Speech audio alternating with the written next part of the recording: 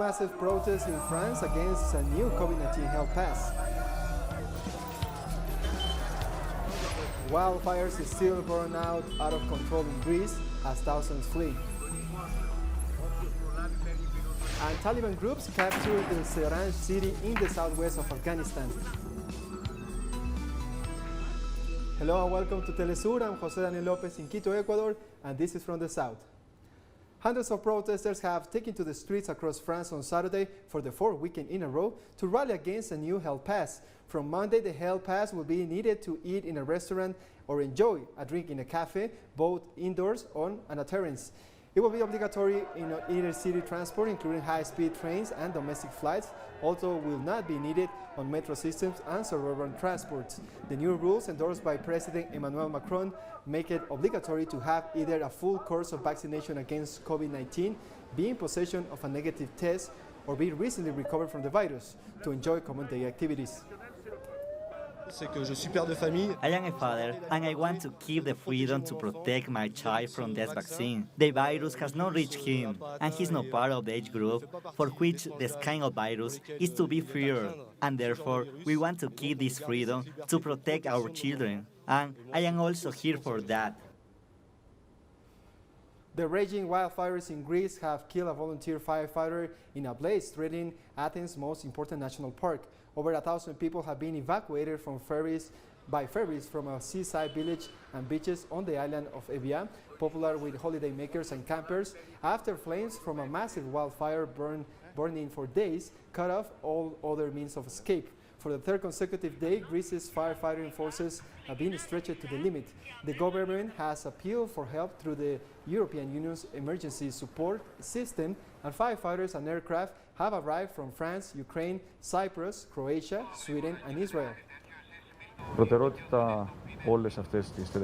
The situation today is a little better than yesterday. We must continue with great intensity the effort to limit all fires and not to have any risk of reignition. Meanwhile, wildfires in Russia's Siberia region has endangered several villages and prompted authorities to evacuate residents of some areas. Officials have reported that in northeastern Siberia, 93 active forest fires burned across 1.1 million hectares of Sukha-Yukatia, making it the worst affected region of Russia. The Defense Ministry has deployed 120 military engineers to fight the fire in the region. In recent years, Russia has recorded high temperatures that many scientists regard as a result of climate change. And Russian President Vladimir Putin has said that Austria is one of the country's key trading partners in the European region. Putin made his remarks during the inauguration of a major Austrian construction materials manufacturing company in the Republic of Bashkortostan. He said that about 1,500 companies of Austrian origin are successfully operating in the country with an investment estimated at $6 billion. The Russian president referred to the recent commodity-driven inflation rates observed in the United States and Europe, which he said represent a threat to the stability of the global economy. China's executive power has rejected the United States' interference into Hong Kong and Taiwan regions. President Xi Jinping criticized Joe Biden's announcement that he will grant asylum to Hong Kong nationals temporarily in the United States, while affirming that they are afraid to return, alleging a suspected repression by China after the approval of the national security law for Hong Kong. Xi Jinping recalled that the law is aimed at a group of people who are trying to endanger stability in Hong Kong and who have repeatedly called for foreign interventions. He also denounced that the use of human rights issues by the United States and the UK to interfere in the internal affairs of China, and said that he will take the necessary measures to defend the sovereignty and the integrity of his country. The United Kingdom has surpassed 6 million COVID-19 infections since the pandemic began, with almost 32,000 new infections reported in the last 24 hours. Health authorities also reported that at least 92 people died in the last hours, taking the number of deaths due to the virus to the more than 131,000. Still, experts said current figures could indicate that the pandemic is beginning to descend in the country. For government advisors, the apparent reduction of the new wave of COVID-19 is a result of the success of the vaccination campaign. The World Health Organization called on nations to include people with HIV as a priority group for a COVID vaccination. The WHO coordinator for HIV prevention and care department, hepatitis and sexually transmitted disease, Meg Doherty, stated that people living with the virus should be included in the priority groups for coronavirus vaccination. According to WHO authorities, hospitalization of people with HIV who have been infected with COVID-19 have increased by 30%. Therefore, people with HIV should be a priority in the vaccination.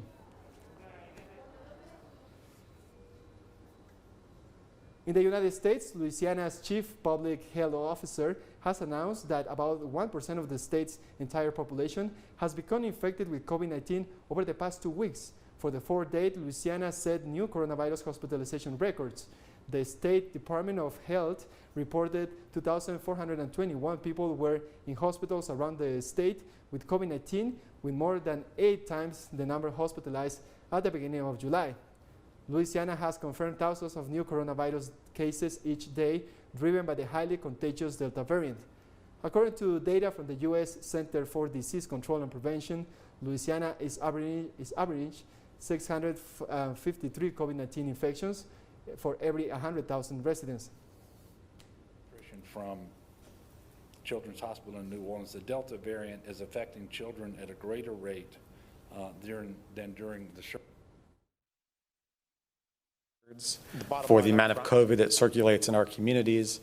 The bottom line up front here is that there's no real good news in here. We continue to set new records for the amount of COVID that circulates in our communities, and we continue to not yet see any tangible signs that we are turning a corner. And that, quite frankly, is terrifying. We have more children sick with COVID-19 than at any other time during the pandemic. And as we heard from hospital leaders on Monday, particularly Dr. Klein, the pediatrician from Children's Hospital in New Orleans, the Delta variant is affecting children at a greater rate than during the surges that we saw previously. More news in a minute. Stay with us.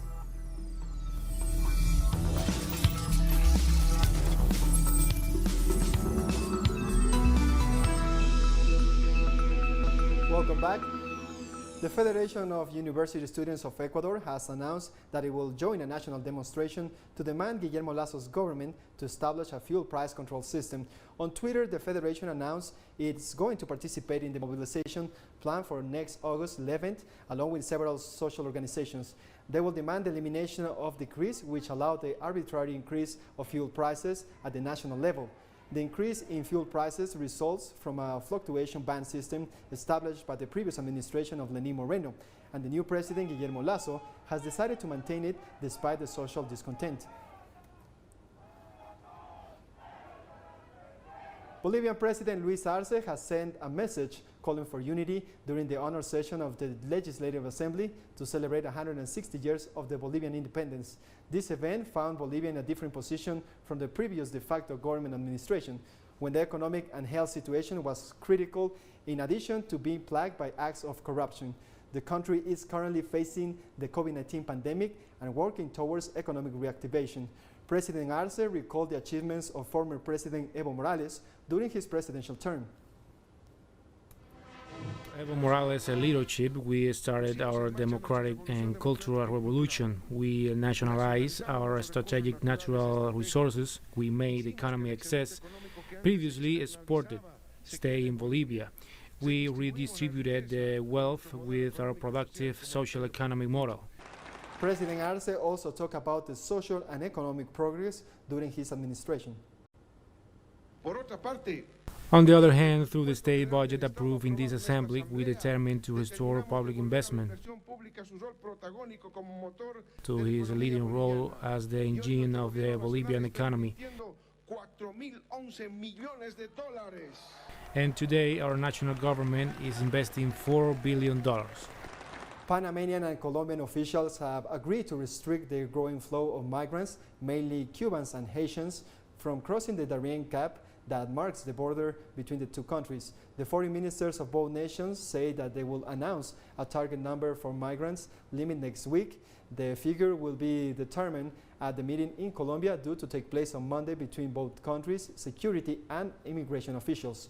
Local officials estimated more than 10,000 migrants have massed recently in Necoclí, a Colombian city that has become a bottleneck on the global migrant trail that winds through South and Central America and onto Mexico and the U.S. southern border.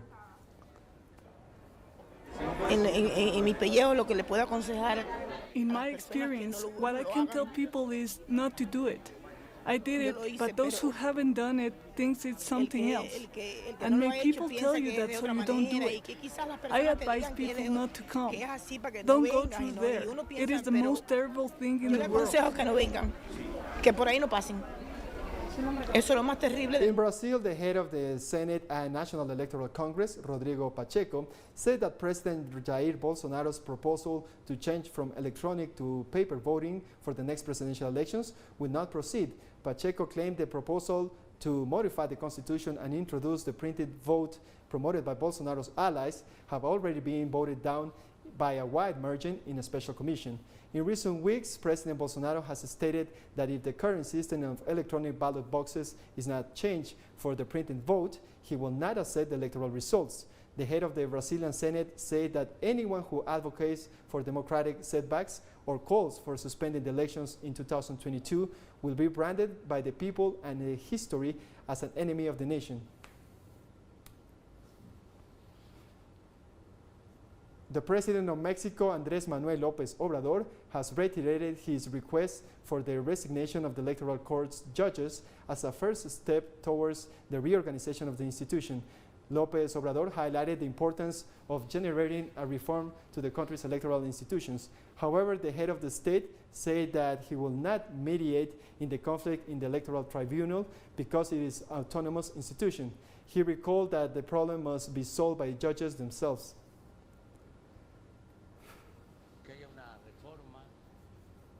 St. Vincent and the Grenadines Prime Minister Ralph Gonsalves has traveled to Barbados to receive special medical attention after being hurt by a protester on Thursday. On his Twitter account, the Treasury Minister Camilo Gonsalves said that PM will undergo different medical tests to have a better diagnosis.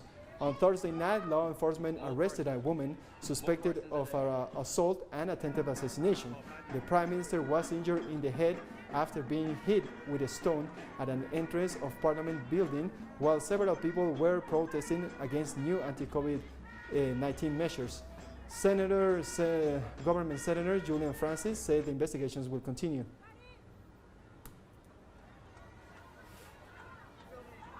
The Haitian Foreign Ministry requested assistance from the United Nations to carry out an investigation into the assassination of President Jovenel Moïse. The request was submitted to the UN Secretary General Antonio Guterres by the Minister of Foreign Affairs and Worship, Claude Joseph.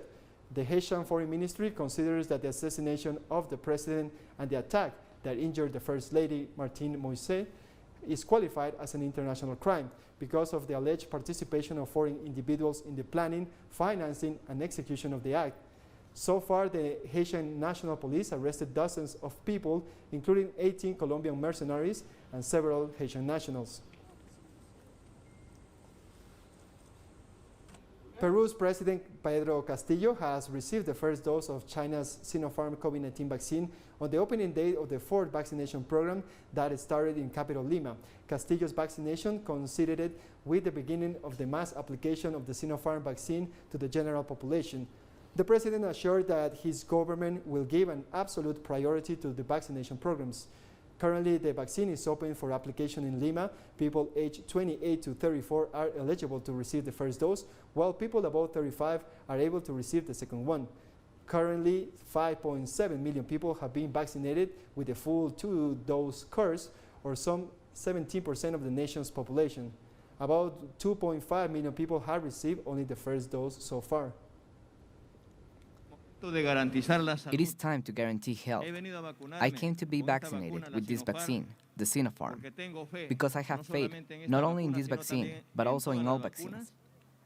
But it is necessary to make a call.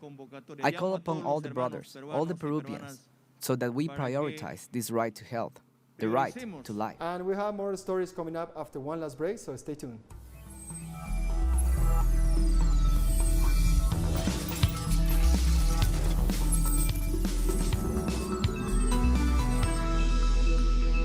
Welcome back.